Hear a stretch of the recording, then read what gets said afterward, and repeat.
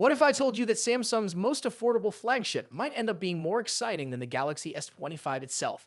Yeah, I know, crazy. But stick around because the Galaxy S25 FE is shaping up to be the most unpredictable phone Samsung has ever made. And that could be a good thing or a complete disaster. Welcome back, viewers. Sam here into all things tech and love catching leaks before they're cool. Don't forget to like, share this video, and subscribe to the channel for more updates just like this one. So here's the scoop. The Galaxy S25 FE is rumored to land in 2025, but this time, Samsung isn't just repackaging last year's hardware. Nope, they're going thinner, smarter, and possibly riskier than ever.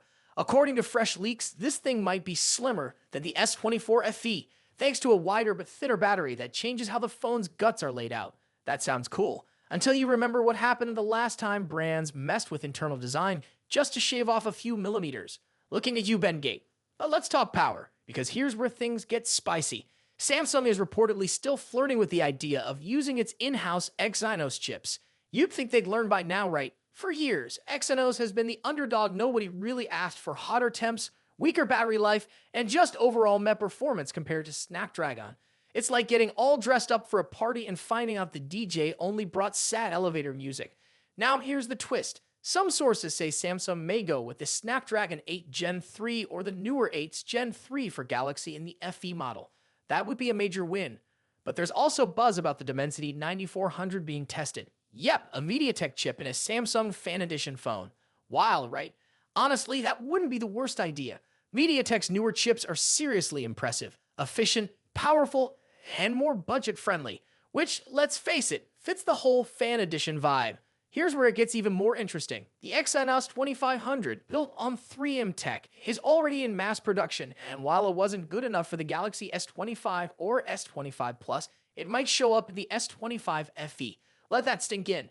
A chip Samsung didn't trust in its flagships might be headed for its budget flagship. What could go wrong? But it's not all doom and gloom.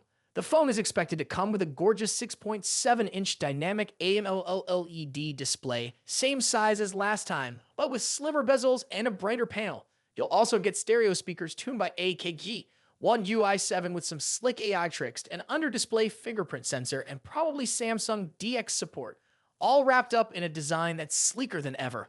Not bad for something that's expected to land between $650 and $700. But here's the catch. None of that matters if the performance is shaky. You could give us a Ferrari exterior, but if you put a lawnmower engine inside, fans will notice. This isn't 2018 anymore. Consumers are smarter, faster, and way less forgiving. If Samsung wants the FE to be taken seriously, they have to get the processor right. Now, let's have some fun. Imagine if Samsung actually listened this time. Snapdragon across all regions, solid thermal management, consistent performance. That would instantly make the S25 FE a must-buy.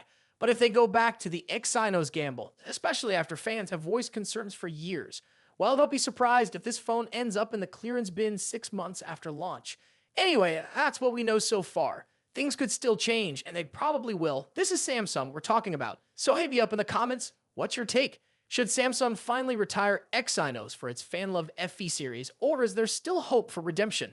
As always, I'll keep digging for the latest updates, and if you're loving this kind of content, hit that like button, share it with your fellow tech fans, and subscribe for more weekly leaks, insights, and spacey takes. Catch you in the next one. Peace.